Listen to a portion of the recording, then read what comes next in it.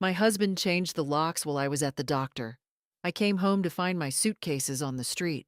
I just laughed out loud. Good luck, darling. He had no idea the house was actually in my name only. Good day, dear listeners. It's Clara again. I'm glad you're here with me. Please like this video and listen to my story till the end, and let me know which city you're listening from. That way, I can see how far my story has traveled. People always say that hindsight is 20/20, and Lord, were they right. I'm Marjorie Haywood. I'm 68 years old, and I've lived in the same house on Clover Hill Road in Millbrook, Tennessee, for nearly my entire adult life. My parents built that house in 1961. My father poured the concrete of the front steps with his own hands. My mother planted the dogwood tree in the backyard that still blooms every April without fail, reliable as sunrise, reliable as grief. When they passed, Mama in 2004, Daddy 2 years later, they left the house to me.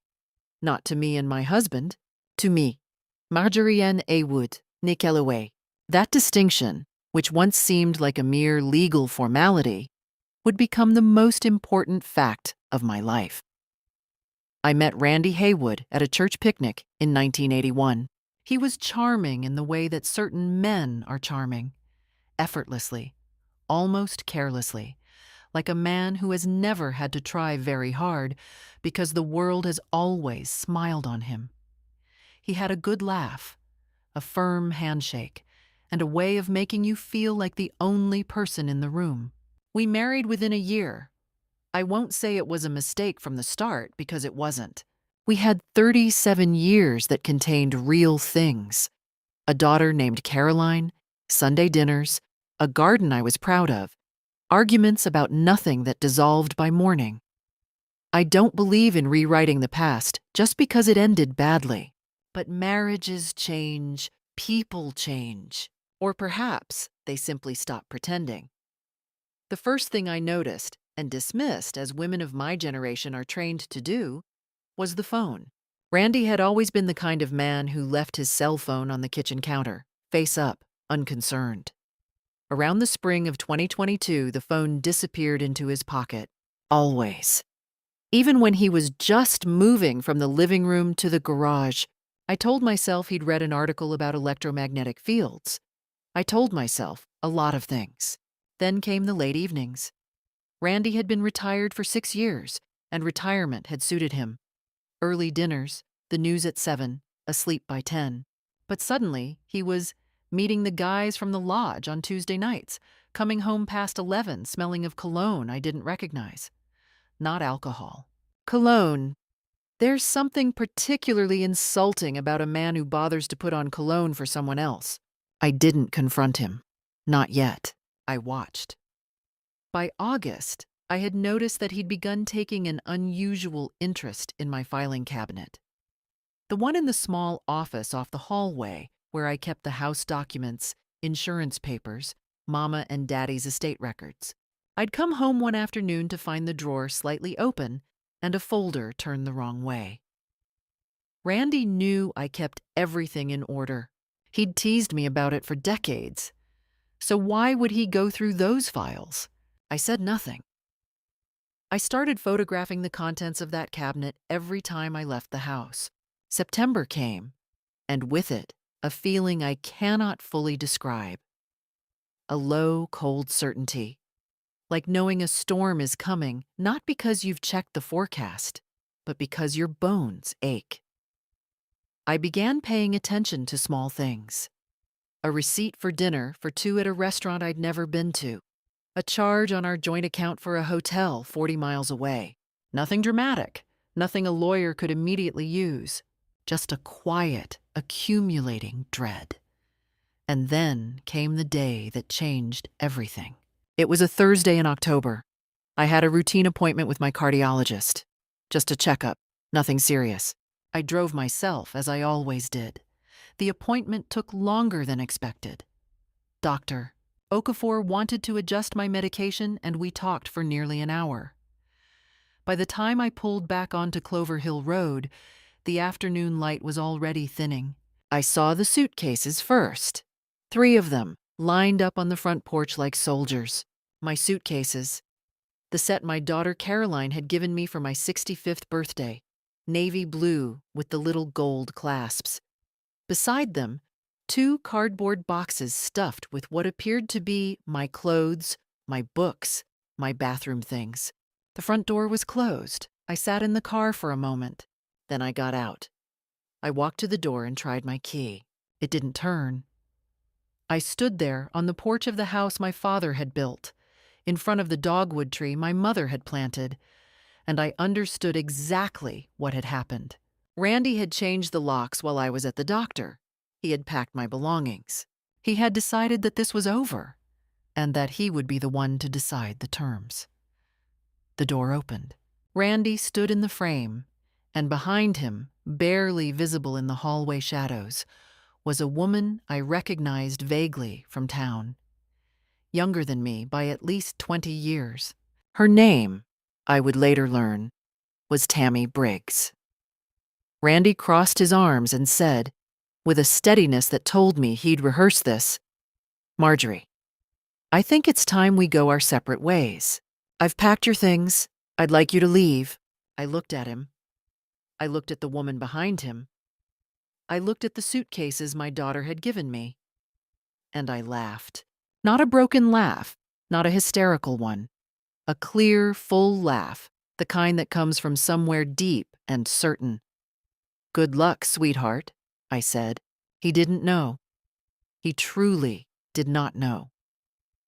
That the house he was standing in, the house he was locking me out of, was not his. It had never been his. And what he'd done today in front of a witness would cost him everything. But that understanding would come to him slowly. I intended to make sure of that. I didn't sleep that night in the house on Clover Hill Road because I wasn't in it. I drove to Caroline's. My daughter lives 20 minutes away, in a small brick house she shares with her husband, Tom, and their 2 teenagers. She met me at the door in her bathrobe. I'd called from the car, and when she saw my face, she didn't ask questions. She just held the door open wide. That's the kind of woman I raised, and in that moment I was more grateful for it than I can say. I sat at her kitchen table with a cup of chamomile tea, and I told her everything.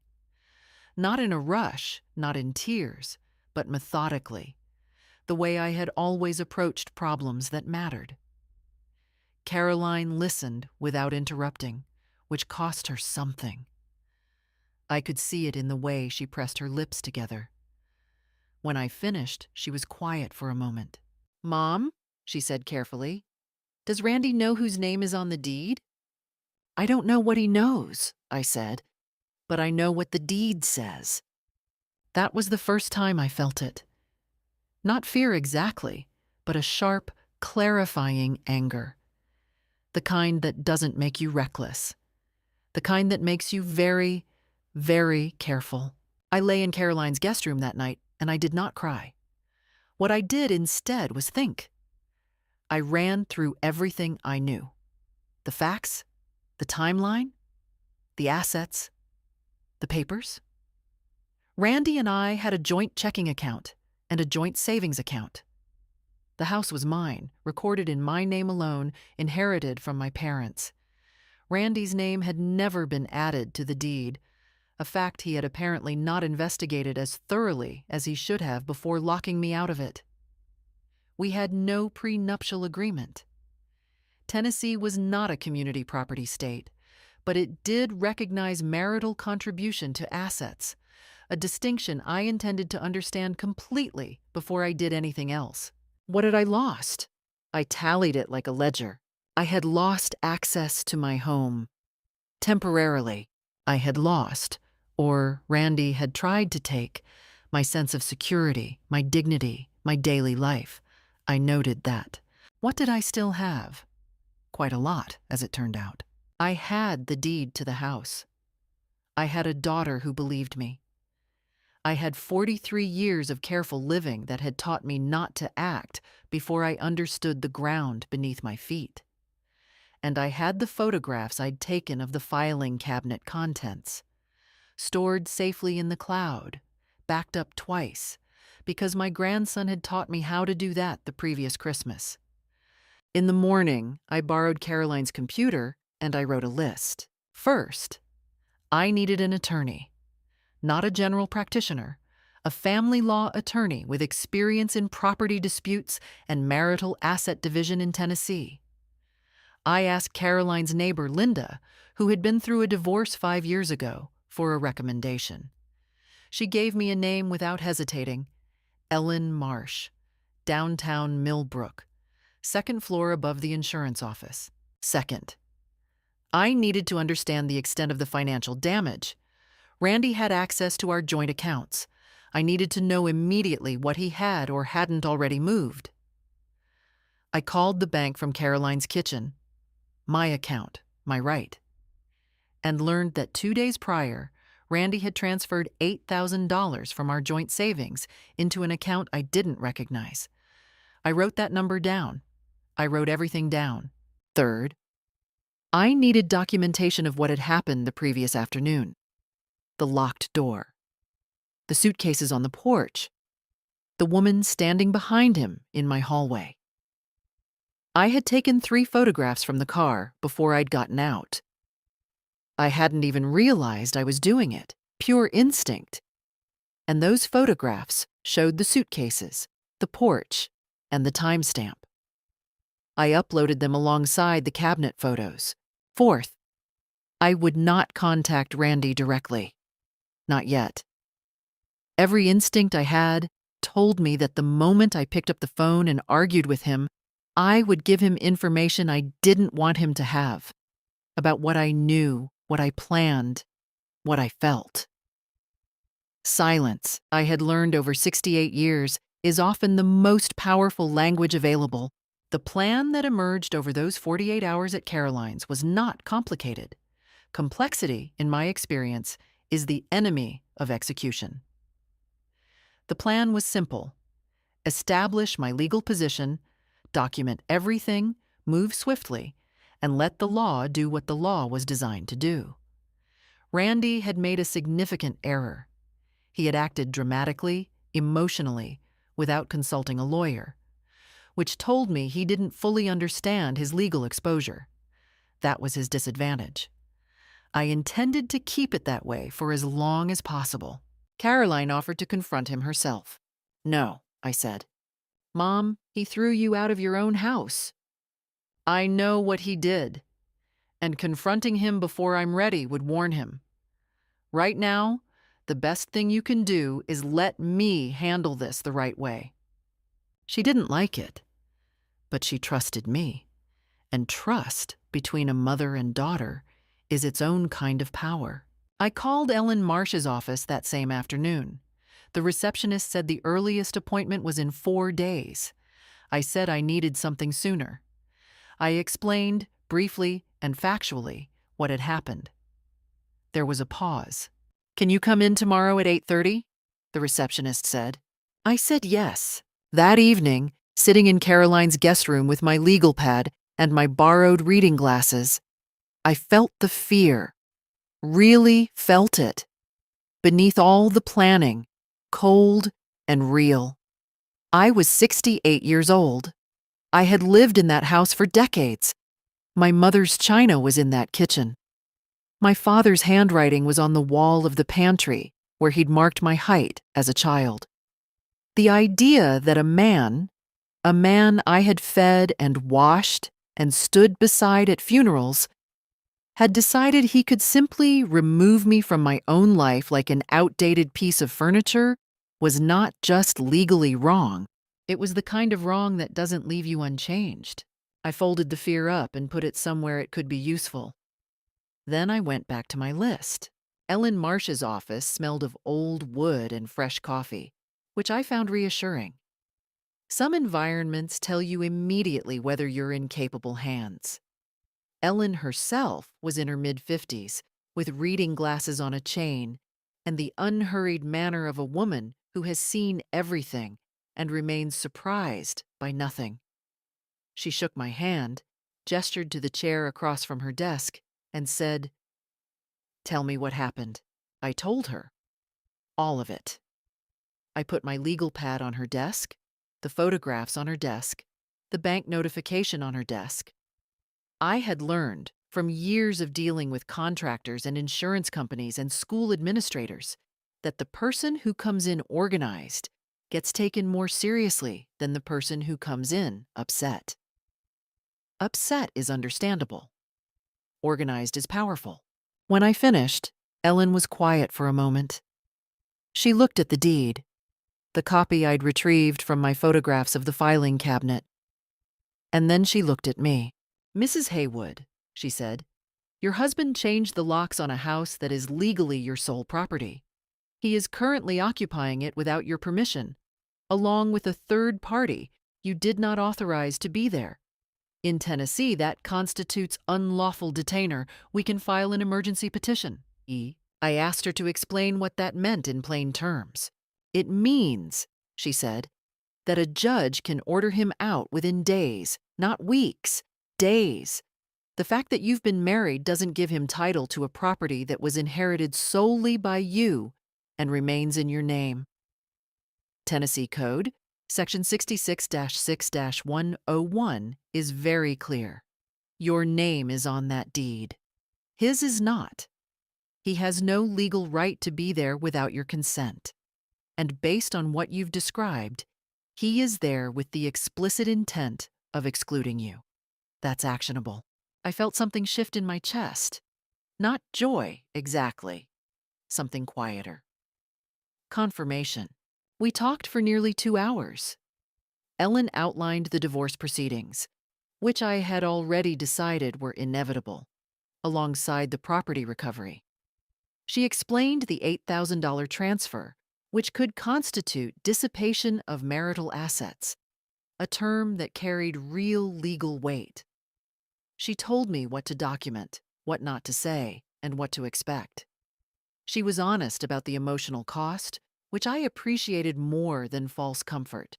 When I left her office, I sat in my car in the small parking lot behind the building and looked at the ordinary street beyond. A hardware store, a dry cleaner, a woman pushing a stroller. And I thought, he did not expect this. He thought I would panic. He thought I would call him, crying, and beg to come home. He thought this was over. He had 48 years of knowing me, and he still did not know me at all. Ellen filed the emergency petition that afternoon. What I didn't anticipate, what I should have anticipated, was that Randy had apparently begun to sense something had shifted. Perhaps it was the silence. He'd expected calls and had received none. He'd expected tears and had received nothing. By Thursday, 3 days after the lockout, Carolyn told me he had driven past her house twice in one afternoon. She'd seen him slow down, look at the windows, and drive on. "He's nervous," Caroline said. "Good," I said. But Tammy Briggs, I would discover, was not a stupid woman. She was calculating in the way that people are calculating when they have something specific to gain.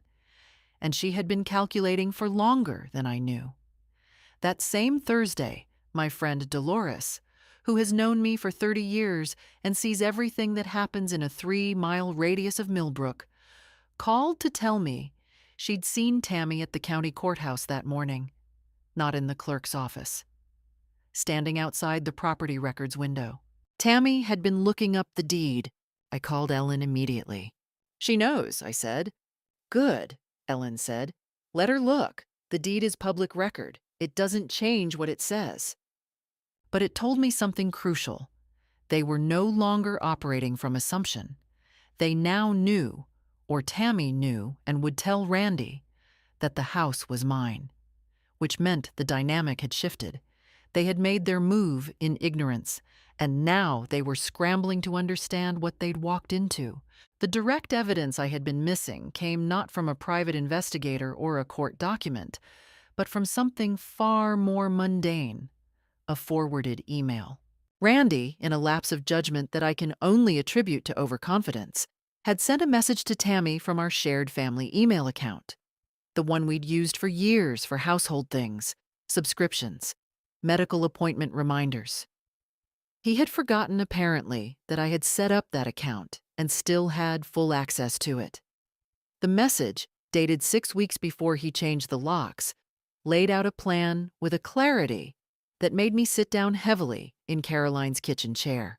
He had written, and I am paraphrasing because the words are not mine to reproduce, that once I was out of the picture, Tammy could move in immediately, that he intended to claim the house as a marital asset in the divorce, that he had consulted someone, not a lawyer, it emerged, a friend with opinions, who told him that long-term marriage gave him rights to the property regardless of whose name was on it. He had written that he expected me to be too frightened and too old to fight properly. Too old. I read that phrase twice. Then I forwarded the email to Ellen Marsh. That, Ellen said when she called me back, is exactly what we needed. I hung up the phone and looked out Caroline's kitchen window at the ordinary afternoon.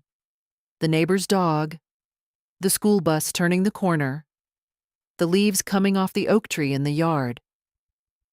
And I understood that we had reached a point from which there was no return. Not for me, and certainly not for Randy.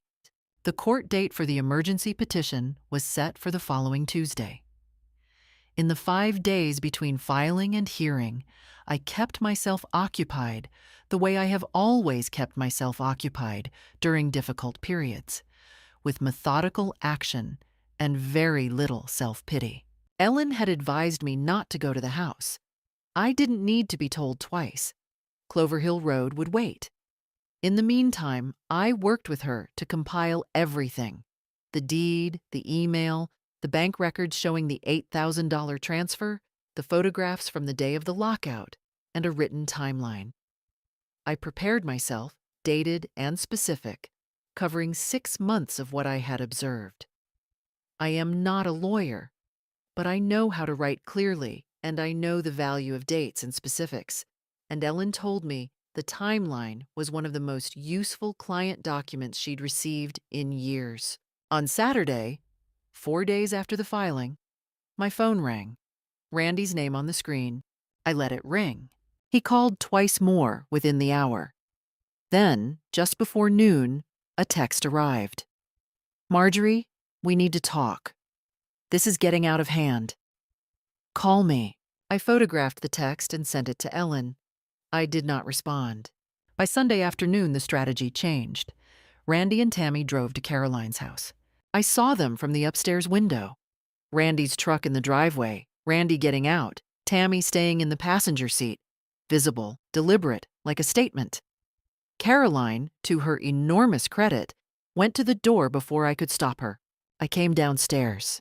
Randy looked different than I expected. Not triumphant, as I'd imagined he might look when I first saw those suitcases. He looked tight around the jaw, controlled, but barely. "Marjorie," he said, "this lawyer business is unnecessary. You're making this ugly." "You changed the locks," I said. "I want a clean split, that's all. We sign some papers, we go our separate ways, no courts involved." "And the house?" I asked. Something passed over his face. He'd spoken to someone, a lawyer, finally, and the conversation had not gone the way he'd hoped. I could see it. "We can negotiate the house," he said carefully. "There's nothing to negotiate, Randy. The house is mine." That's when Tammy got out of the truck. She walked up the driveway with the measured confidence of someone who has prepared what she intends to say. She was dressed neatly, carefully, and she looked at me with an expression I can only describe as rehearsed sympathy. "Mrs. Haywood," she said, "I think if we all calm down—" "You're on my daughter's property," I said. "You weren't invited." Tammy's expression didn't change immediately, but something behind her eyes did. She looked at Randy. He was looking at the ground. Then her tone shifted. The sympathy dropped away like a coat she'd decided was too warm. You think a piece of paper is going to protect you? She said quietly. Randy's been in that marriage for decades. Courts don't ignore that. You'd better think carefully about what kind of fight you want. There it was. The threat they'd been building toward. I looked at her for a long moment. Then I said, I've already thought carefully. My attorney filed an emergency petition 4 days ago. The hearing is Tuesday. I'd suggest Randy speak to his lawyer before then. The silence that followed was the kind you can feel. Randy grabbed Tammy's arm, gently but firmly, and steered her back toward the truck. He turned once at the end of the driveway. You're making a mistake, he said. Randy, I said, you wrote an email about me 6 weeks ago. I have it. He got in the truck. They left. Caroline stood beside me on the porch, and we watched the truck disappear around the corner. My heart was beating hard. I won't pretend it wasn't. There's something viscerally unpleasant about being threatened on your daughter's porch by a woman your husband brought to replace you. I felt it. But I also felt the specific clarity that comes from having the truth in your corner. Tuesday's hearing was brief, as emergency hearings often are. Randy arrived with an attorney he'd clearly retained in a hurry, a general practitioner, competent, but unprepared for what Ellen had assembled. The judge, a careful woman in her 60s named the Honorable Patricia Rowe, reviewed the deed, the emergency petition, the photograph evidence, and the unlawful detainer filing. She asked Randy's attorney 2 questions. His attorney answered both inadequately. Judge Rowe ordered Randy and any occupants to vacate the property at 14 Clover Hill Road within 72 hours and return all keys to the plaintiff, that was me, forthwith. She also issued a temporary freeze on the joint financial accounts pending the divorce proceedings. Randy went pale. I didn't smile. I simply wrote down the order number in my legal pad and thanked Ellen quietly. That evening, I allowed myself something I had not allowed since the lockout. I did nothing. I sat in Caroline's backyard in the October dusk, in a lawn chair with a quilt over my knees, and I let the events of the past 2 weeks simply exist without requiring anything from me. Caroline brought me a cup of tea and sat beside me without speaking, which was exactly right. I was not unharmed. Let me be honest about that. What Randy had done, the betrayal of it, the contempt of it, the cold efficiency of having packed my things while I was at the cardiologist, had left marks that wouldn't heal quickly. But I had done what needed to be done. And in 3 days, I was going home. Randy vacated the house on the 3rd day. Not the 1st, not the 2nd, but precisely at the deadline, which told me he'd consulted his new lawyer thoroughly and understood that violating the court order would make everything significantly worse for him. He left quietly. No drama, no phone calls. Just gone. I drove to Clover Hill Road alone that Friday morning. I sat in the car for a moment before going in, the way you sometimes pause before entering a place you love after a long absence, wanting to hold the anticipation just a little longer. Then I took out the new key Ellen had arranged. The locksmith had come the day after the court order, accompanied by Caroline and Tom, and I unlocked the front door of my house. He had not damaged anything. That surprised me, I'll admit.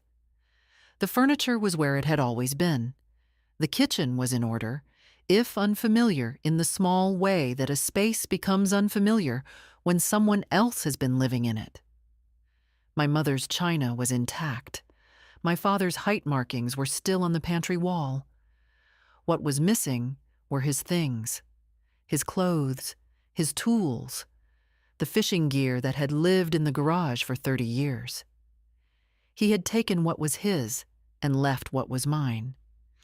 And there was something in that that felt less like dignity and more like retreat. I opened every window in the house, let the October air move through, I was home. The first attempt at what I can only call temptation came 4 days after my return. Randy sent a card. Not an email, not a text. A physical card. The kind from the drugstore, with a painted autumn scene on the front. Inside, in his handwriting, he had written that he was sorry for how things had happened, that he hadn't meant for it to go this far, that he hoped we could settle the divorce quietly and fairly without the courts involved. He mentioned, as if in passing, that the house might be something we could discuss privately, just the two of us, outside the legal process. I read the card twice. I recognized what it was. It wasn't remorse. It was strategy. His lawyer had told him that the email, the one in which he'd written that he expected me to be too frightened and too old to fight, was damaging, and that the wisest course was now to soften me, to suggest we could negotiate outside the courtroom where that email would be less powerful. He was trying to get me to the table before discovery could proceed. I gave the card to Ellen. "Hold on to it," she said. "It establishes that he's aware of potential liability." What Randy didn't understand, couldn't understand perhaps because he had spent decades watching me manage and accommodate and keep the peace, was that I had no interest in a quiet settlement that protected him. I had interest in a fair resolution, and fair and quiet are not always the same thing. Was I tempted? I want to be honest. There was a moment, holding that card with its painted autumn leaves, when I felt the pull of the life that had been 37 years of something that had contained real love, even if love had drained out of it by the end. The temptation wasn't to forgive him. It was simpler and more dangerous than that. It was the temptation to be done, to skip to the end, to take whatever he offered just to stop feeling the weight of it. I put the card in the folder with the email and the bank statements. That's where it belonged. The support I found in those weeks was something I hadn't expected, or hadn't expected to matter as much as it did. I had always been self-sufficient in a way that sometimes kept people at a careful distance, and I had taken a kind of quiet pride in that. But isolation, I discovered, is only manageable until the stakes become real. Once they became real, I needed people. And people, to my genuine surprise, were there. Dolores came every Tuesday with food and conversation, and the particular gift she has of talking about everything and nothing, filling the silence without demanding anything from it. My neighbor, Helen, who I had known for 23 years without knowing well, appeared at my door one Saturday morning with a casserole and the information that she had, herself, gone through something similar in 1997, and that she had come out the other side, and that I would too. Caroline called every morning at 8, just to check in. Sometimes we talked for an hour, sometimes for 3 minutes, but the call always came. And then there was the women's group at First Methodist, a group I had attended sporadically for years without fully belonging to. I went on a Wednesday evening, 6 days after returning to the house, and I told them what had happened. Not everything, not the legal details, but enough. The room was quiet when I finished. And then a woman named Ruth, who is 81 and has buried 2 husbands, reached across and put her hand over mine and said, "You did the right thing, and you'll keep doing the right thing. We'll be here." I went home that night feeling lighter than I had in weeks. Randy, I knew, was watching. Caroline reported that he'd called twice, not to her, but to Tom, trying to take the temperature of the situation through a side channel. Tammy had been seen again near the county courthouse. Their surveillance of me was clumsy and obvious, the kind of watching that people do when they're afraid, not when they're confident. Let them watch. I had nothing to hide and everything to prove.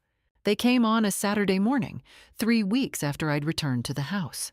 I saw the truck from the kitchen window while I was making coffee, and I had exactly enough time to set my cup down before the doorbell rang. I stood in my kitchen for a moment, my kitchen, with my mother's copper pot on the stove and my father's marks on the pantry door. And I breathed. Then I went to the door. They were both on the porch.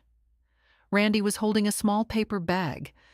From the bakery on Elm Street, I noticed, which had been our bakery for 30 years, where we had bought coffee cake after church on Sunday mornings for longer than I could remember. The choice of the bag was not accidental. Tammy stood slightly behind him, dressed carefully, hands folded. She had the look of someone who has prepared a role and is committed to performing it. "Morning, Marjorie," Randy said. He had his soft voice on, the one I remembered from arguments in earlier years when he wanted to de-escalate. "We just thought we'd come by. Talk, maybe. Nothing formal." I stepped out onto the porch rather than invite them in. My house, my terms. "All right," I said. Tammy spoke first, which surprised me. "Mrs. Haywood, I want to apologize for the way things happened. I didn't want it to go the way it did." She met my eyes when she said it, which I gave her partial credit for, while also noticing that she was apologizing for the method and not the fact. A careful apology, a lawyer's apology. "I appreciate that," I said, in a tone that indicated nothing. Randy set the bakery bag on the porch railing. "Marjorie," he said, and his voice shifted. Lower, older, something in it reaching back across 37 years. "We had something real. I know that. And I'm not asking to go back. I'm just asking if we can end this without destroying each other. You know what legal proceedings do to a family. Caroline is in the middle of this. The grandkids. There's no reason for it to go that far." There it was. The children, the grandchildren, the family. He was not wrong that court proceedings are hard on families. That was true. But he was using that truth as a tool, and I heard the difference. "Randy," I said, "what exactly are you proposing?" He had clearly prepared for this moment. He proposed, in organized terms that his lawyer had almost certainly helped him construct, a mediated settlement outside of court. He would relinquish any claim to the house in exchange for a more favorable division of the liquid marital assets, the joint accounts, a small investment account I'd built over 20 years of careful saving. He framed it as fairness. He framed it as mercy. What he was proposing, in plain terms, was that I trade away the financial security of my retirement in exchange for keeping a house that was already legally mine. I looked at him. I looked at Tammy. I thought of the email, too frightened and too old to fight properly. "I have an attorney," I said. "All proposals go through her." Something shifted in Tammy. She had been performing patience, but patience, for certain people, is finite. "Mrs. Haywood," she said, and the careful tone was mostly gone now. "You are 78 years old." "68, I said. She continued, without pausing. "And this process is going to be long and expensive and hard on your health. Is that really what you want? Because Randy is prepared to be reasonable. But if you insist on going through the courts, we will contest the inheritance claim. We'll argue marital contribution. We'll make the case that decades of marriage created equity in this property, and we will drag this out for as long as it takes." I listened to all of it. Then I said quietly, "Are you finished?" She blinked. "You drove to my house on a Saturday morning with a bakery bag and a speech," I said. "That tells me you're worried. If your legal position were strong, you wouldn't be here. You'd be in court." I picked up the bakery bag and held it out to Randy. "Thank you for coming by." Randy took the bag. His jaw was tight. He opened his mouth, closed it, and opened it again. "You're going to regret this," he said. "Possibly," I said, "but not for the reason you think." They left. I went inside and closed the door and stood in the hallway for a long moment. My hands, I noticed, were trembling slightly. Not from fear exactly, but from the particular expenditure of holding yourself completely steady when everything in you wants to react. I sat down in the armchair in the living room, the one that had been my mother's. The fear was real. I want to be clear about that. Tammy's threat, the promise to contest, to drag it out, to fight every inch, was not empty. Court proceedings are expensive. They are exhausting. I was 68 years old, alone, with a heart condition that required monitoring, and she had known exactly where to aim when she mentioned my health. But the fear had an interesting quality. Instead of freezing me, it clarified me. It laid out exactly what was at stake in precise, unflinching terms. And once I could see the stakes, that clearly the path forward was not less certain. It was more. I called Ellen Monday morning and told her everything. She listened carefully. "They're bluffing about the inheritance claim," she said. "Tennessee courts have been very consistent on inherited property and sole ownership. Their case there is weak. But the marital contribution argument, that's where they'd put their energy. We need to be ready for it." "Then let's be ready for it," I said. The divorce hearing was scheduled for a Thursday in December, 7 weeks after the lockout. December in Millbrook is gray and cold, the trees stripped bare, everything visible. I have always thought that winter is the most honest season. There is nowhere to hide. Walking into the Rutherford County Courthouse that morning, I thought that was appropriate. Ellen and I had prepared for 6 weeks. We had the deed, the email, the bank records, the photographs, the timeline, and 2 additional pieces of documentation that Ellen had obtained through discovery. Randy's bank statements for the 18 months prior to the lockout and his phone records from the same period. The bank statements revealed not 1, but 4 transfers to accounts linked to Tammy Briggs. Small enough individually not to alarm an inattentive spouse, large enough in aggregate to constitute, in Ellen's precise language, a pattern of intentional financial diversion from marital assets. The total across 18 months, $22,000. Randy's attorney, a more experienced man than the one he'd brought to the emergency hearing, someone named Walters, who wore good suits and had the careful manner of a professional who has learned to expect surprises, had presumably reviewed the same documents. He looked, when I saw him in the hallway outside the courtroom, like a man who had stayed up late. Tammy was not a party to the divorce proceedings, but she was present in the gallery as a witness for Randy's side, there to testify about their relationship and its timeline. I had expected that. What I had not known, but Ellen had learned through a deposition 2 weeks prior, was that Tammy had her own financial exposure. One of the 4 transfers had come from a home equity line of credit that Randy had quietly opened against a jointly owned storage property in both our names. He had not obtained my signature because he had forged it. That discovery, late in the preparation, had taken my breath away. I had sat in Ellen's office and simply looked at the paper for a long moment. 37 years. And somewhere in there, he had forged my signature on a legal document. Ellen had referred that specific matter to the district attorney's office. There were now 2 proceedings, not 1. Judge Rowe presided again, the same careful woman from the emergency hearing. Randy and Walters sat across the aisle. I sat with Ellen, my legal pad on my knee, my hands still. The hearing opened with the property issue. Walters argued the marital contribution doctrine competently.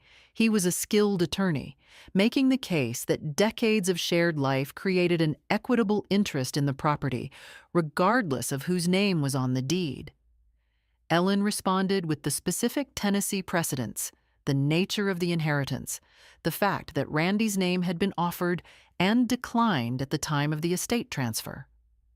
A detail confirmed by a surviving note from my parents' estate attorney, whom Ellen had tracked down and deposed. When Walters rested his argument, Judge Rowe asked Randy 2 questions directly. That was the first crack. "Mr. Haywood," she said, "were you aware, at the time of your marriage, that the property at 14 Clover Hill Road was held solely in your wife's name?" Randy hesitated. "I understood it was a family property."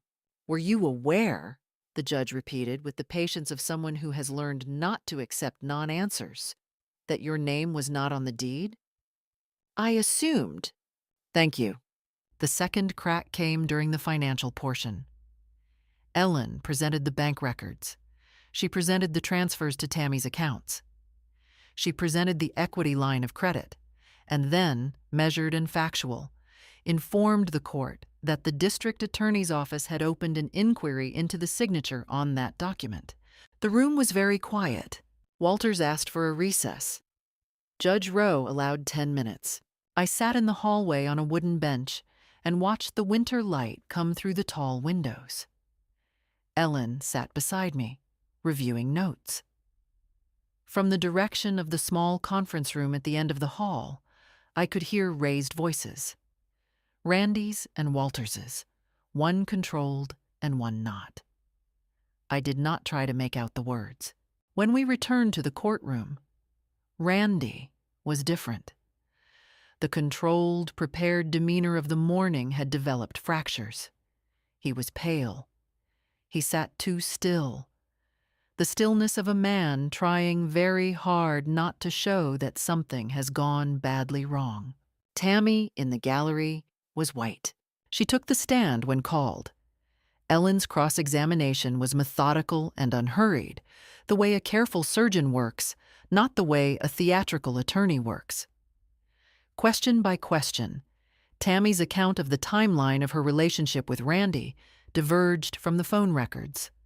Small inconsistencies, each one minor, each one documented. The account she had prepared and that their relationship had begun after Randy and I had already separated was dismantled date by date. At one point, Tammy looked directly at Randy from the stand.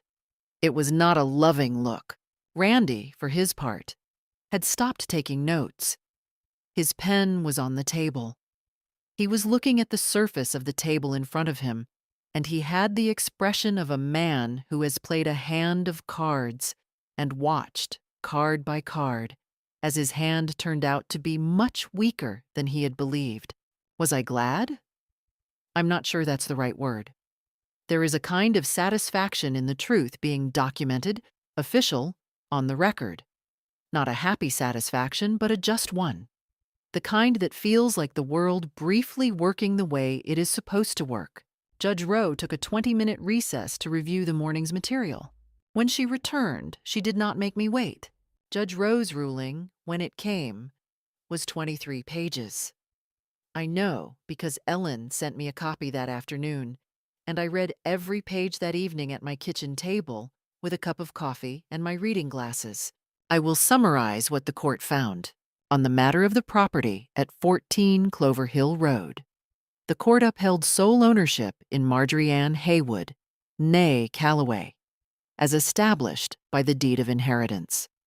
The marital contribution doctrine, the court found, was inapplicable given the nature of the inheritance, the absence of Randy's name from the deed at the time of transfer, which had been a knowing decision, documented by the estate attorney's records, and the fact that no joint financial contributions to the property's mortgage had been made, as the house had been inherited free and clear. Randy Haywood had no legal claim to the property. None. On the matter of the marital assets, the court noted the pattern of financial transfers. $22,000 diverted from joint accounts and a joint collateralized equity line to accounts associated with Tammy Briggs over an 18-month period. This constituted dissipation of marital assets.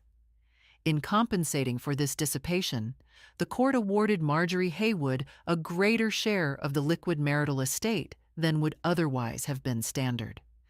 The investment account, 20 years of careful saving, $31,000, was awarded to me in full. On the matter of the forged signature, the court noted that this matter had been referred to the district attorney and declined to adjudicate it separately. But the judge's written opinion included language I will not soon forget.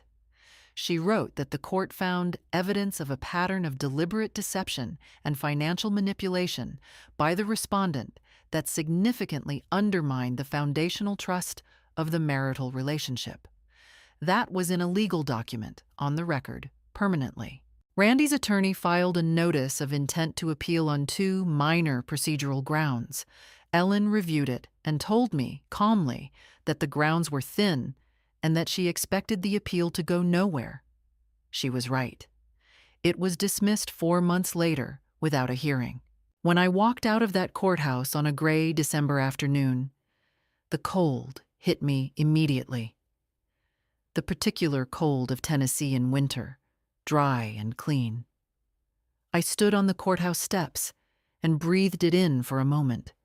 The same steps I had driven past hundreds of times without ever having occasion to walk up.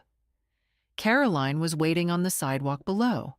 She had taken the day off work to be there, though she hadn't been permitted in the courtroom. When she saw my face, she understood. She came up the steps and hugged me, and I let her. "It's done?" she said. "It's done," I said. We stood there together on the courthouse steps for a moment, my daughter and I. In the December cold, in the town I had lived in my whole life, in the state my parents had raised me in. The dogwood in my backyard would bloom again in April. My mother's china was in its cabinet. My father's handwriting was on the pantry wall. Randy, I learned later through channels I won't detail, had left the courthouse that afternoon a shaken man. Walters had been professional about informing him of what the ruling meant for the divorce, for the ongoing district attorney's matter regarding the forged signature, for the financial reality of his position going forward. Randy had left the marriage with his truck, his fishing gear, his personal belongings, and a share of the joint accounts diminished by the court's finding of dissipation. He had walked into a courthouse expecting to emerge with a house and a girlfriend, and a clean start. He walked out with none of it. I will not say I felt no satisfaction. I am human. But the dominant feeling, sitting in Ellen's office afterward for a brief debrief, was not triumph. It was something quieter, an exhale. The specific feeling of a thing having been settled correctly, of a wrong that had been named and documented and addressed according to the rules that exist for exactly that purpose. The world had worked the way it was supposed to work. "You were very well prepared," Ellen said. "I was organized," I said. "In this work," she said, "they're often the same thing." I went home to Clover Hill Road that evening. I made myself dinner. I sat in my mother's armchair. I looked out the window at the winter yard, at the bare dogwood against the gray sky. I was 68 years old, alone in a house I owned, in possession of my full legal rights and most of my retirement savings, with a daughter who loved me and a community that had shown up. It was enough. It was more than enough. Spring came to Millbrook the way it always does. The redbuds first, and then the dogwood. My mother's dogwood bloomed in April exactly as it always had, white and unhurried and absolute. I spent the winter reacquainting myself with my own life. That sounds like a small thing. It was not a small thing. I repainted the guest room a color called Quiet Fog, which I had wanted for 3 years and which Randy had found too gray. I joined a morning walking group that met at 6:30 at the park. 8 women between 55 and 78, including Ruth from First Methodist and Dolores, who walked slower than anyone but talked the most. I enrolled in a watercolor class at the community center, which I had thought about and not done for 15 years. I was not talented. I found, to my genuine surprise, that this did not matter. My finances, settled by the court, were stable. The house was mine outright. My cardiologist reported at my February checkup that my blood pressure had come down to normal. I thought the accurate explanation was that I had stopped living with a sustained, low-level threat I hadn't fully recognized for what it was. Caroline and Tom came for Easter. The grandchildren ran in the yard. I made the ham the way Mama used to, and we sat at my table with my mother's tablecloth, and I looked around at the people I had made, and something in me settled like a foundation being poured. Dolores kept me informed of Randy. He had moved in with a cousin in Gallatin, 30 miles away. The district attorney's inquiry into the forged signature had proceeded, and the uncertainty of it hung over him. I did not wish him prosecution specifically. I wished accuracy. The DA's office was being accurate. Tammy Briggs fared poorly in a way that owed nothing to me and everything to her own choices. The relationship with Randy had collapsed under the weight of what their shared future actually contained. A man with no house, diminished assets, and a pending legal matter.